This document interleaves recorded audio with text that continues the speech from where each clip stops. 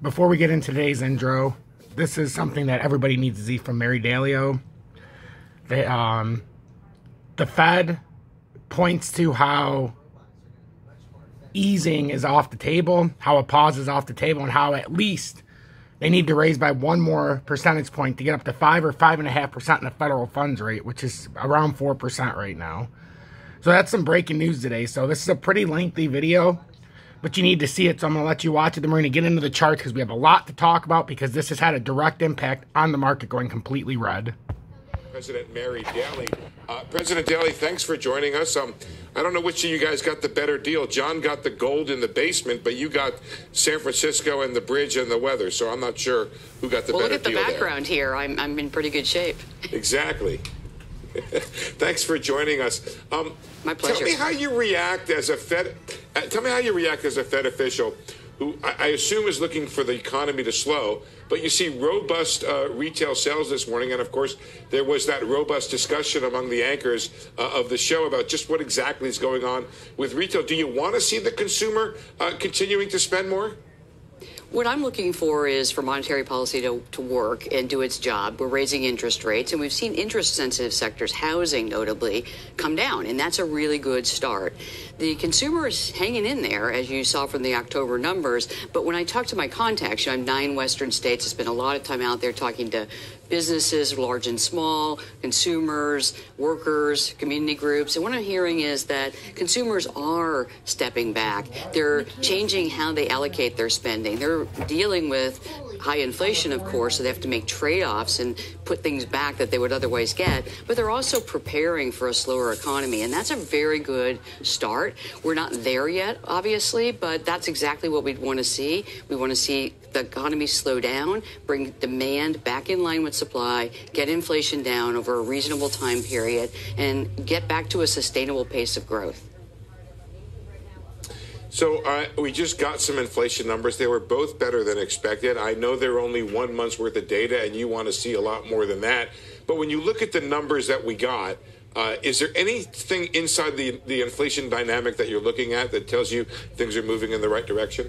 Sure. One of the things that I looked at in the CPI is the change in core goods inflation. You know, for a long time, we've been saying that that's material. We want goods and service spending to rebalance, and we want to see goods inflation come down, both as demand is pulling back, but also as supply recovers. And I saw that as a positive news. You're absolutely right. 1 month of data does not a victory make, but those were some positive signs, and you see it in the PPI this morning. So these things getting better are encouraging, as is a slower labor market, if you think about it. But we need to get more of that to be sure that and confident that inflation will come down to our price stability goal in any reasonable amount of time.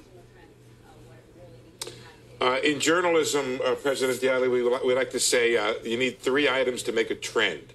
Am I right to think about 3 good months of inflation data would be enough of a trend for you to maybe pause? Well, pausing is off the table right now. It's not even part of the discussion. I'd say right now the discussion is rightly in slowing the pace and putting the pace discussion in the background, focusing our attention really on what is the level of interest rates that will end up being sufficiently restrictive. So I really want to turn people back to the statement we released, to Chair Powell's press conference, which I think just reiterated some of the aspects of the statement that really focused on was the conversation of the first phase of tightening, and that has been completed. We're in a slightly restrictive space by most people's calculation. Now we're really talking about the level that is sufficiently restrictive. That means data dependence, extreme data dependence, thinking about the cumulative tightening we've already put into the system, and of course those lags in monetary policy that become really important if you're trying to gauge exactly how you get somewhere without over or underdoing it. I don't want to make fun of this, but if pause is off the table, is it maybe in the kitchen getting prepared in the following way? If you raise 50 in December and go another 25 in January, that means you could be at the end of a rate hike cycle at the beginning of January, maybe March. That's something I can see forward. Is the end of this very aggressive rate hike cycle potentially in sight here early next year? Well, the way I look at it, and so let me just say where I think we're headed. You know, I've been a little more on the we'll probably have to go higher side. I don't usually disclose my dots for the SEP, so don't get used to it. But in September, I really thought when I was looking at the economy that the likelihood we'd have to go to 5% was strong enough that I wrote that down. I still think of that as a reasonable ending place for us before we hold. And the holding part's really important. It's a raise to hold strategy. But if somewhere between 475 and 525 seems a reasonable place to think about as we go into the next meeting, let's put it in the line of sight that we would get to a point where we'd raise and hold. And I want to just make one point that isn't often talked about. When we raise and then hold, over time as we're holding, monetary policy is becoming tighter as inflation comes down. And so that's another factor we'll have to consider. So the discussion squarely today is in the idea of how high do we have to go? And then it will turn to how long do we have to hold it?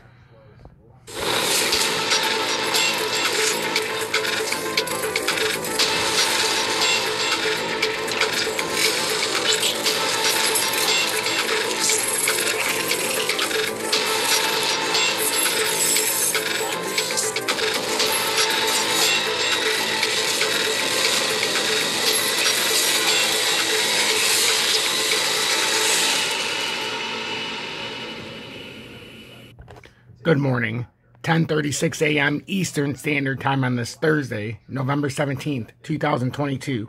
I'm XRP Future Millionaire, and I reside in the great state of Michigan. So I shared that with you this morning so you could understand why the markets reversed back down, why the U.S. dollar is starting to have a little bit of a pump here, and why all markets seem to be a little red here. Dow Jones is down almost 200 points. The futures suggest it's down just a little bit farther than it is, as it'll probably drop another 100 points. The DXY is flirting with 107, as it looks like it's had a nice little bullish push, putting in like a bull flag here, it looks like. So we'll see if we can make a return rally up to this 108.20 or 108.70 area. We've got gold and silver reversing down. I talked about how I sold B2 gold at around 349. That's because I could see this downturn coming. We were at a very big resistance level. We've got silver down 2.95%, and I held off on it. I almost bought some silver yesterday, but looking at the chart, I held off. Some precious metals, physical silver. So I'm going to look in the next day or two as this continues down. I knew this was going to happen, though, after I had this nice little push. That's why I told everybody not to buy yet if they hadn't got into their precious metals. We've got the oil is down 1.64%, and PBR is down 1.3%. Feeling a lot better about that after it's reversed down the last couple days. It did get all the way up to almost 12 bucks here when it came up. Actually, it was over 12 bucks briefly. So we'll see what happens there. And then we've got platinum down 2.04% or $20.50 and 94 spot 50 cents an ounce. And then we got copper down 1.78% to 3 spot 689 per pound. Total crypto market cap is down 0.45% to 786 billion. And then we're going to look at XRP. Bitcoin is down 26 bucks or down to 16,628, down 0.161% on the day. And Bitcoin is still in a structurally sound in the 30-minute, like it wants to come up here, but now it created a bear flag. So 16,819 would probably cap any upside, assuming we don't get any big volume pushes. Big volume pushes can always change this, but this looks very bad now.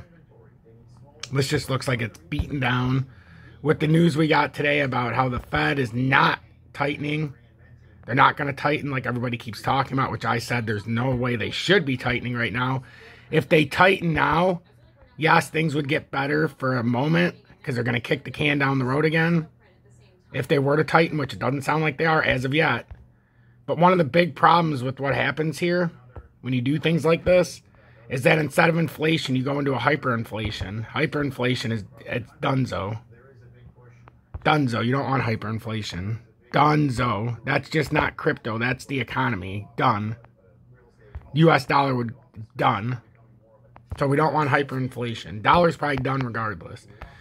So that's what we're looking at for Bitcoin. Let's see if we hit that downtrending resistance line and we can break it out and try to come to 17,662. But there is one key resistance level in front of that, which is right at 16,820 approximately. Now for XRP, I know that 5-minute intro was long, but you needed to see it. There's a reason why the markets responded the way they did. XRP had a push up to over 38.60 last night, and then it quickly dropped back down. It's held around 36.94. Now currently we're sitting at about 37.71. And if you look at it, we're outside of this bear flag, short term, and we're trying to break up to about 427. That's what I've been talking about the better part of the last couple days. But 427 definitely looks like it's within the cards if we can continue to break up. And we have this very critical bear flag here that if we break below 367, well, then we're firmly back within that. And we probably would not break up here. But right now, we're holding the support. We're going to see if we get another downturn, if we can find some volume. Right now, there hasn't been any great volume spikes either direction. It's been kind of flat. Still working on that W reversal, but if we can't get supported here and we break down, we'll lose the 20-day. As long as we hold this 20-day at about 3.7, we'll be fine. I'm XRP Future Millionaire. Make sure to hit that like button. Look in the video description below. Join me on all my other platforms. Join me on MEXC, BitGet, and UPHOLD. And then when you're looking at this pattern, this very well could play out as a bearish continuation pattern. It's just we have a W reversal at the same time, so it's tricky. If it does play out as a bearish continuation pattern, you end up getting something like this, and then it would turn into a hanging M. That's what you would end up getting. Is that going to play out? It's very hard to tell if it's going to do this or bounce up like this and then get rejected. The only way it can break this pattern formation is to get back within the bull flag firmly and start trading up and out. Stay blessed, everybody. Hashtag the FUD stops here.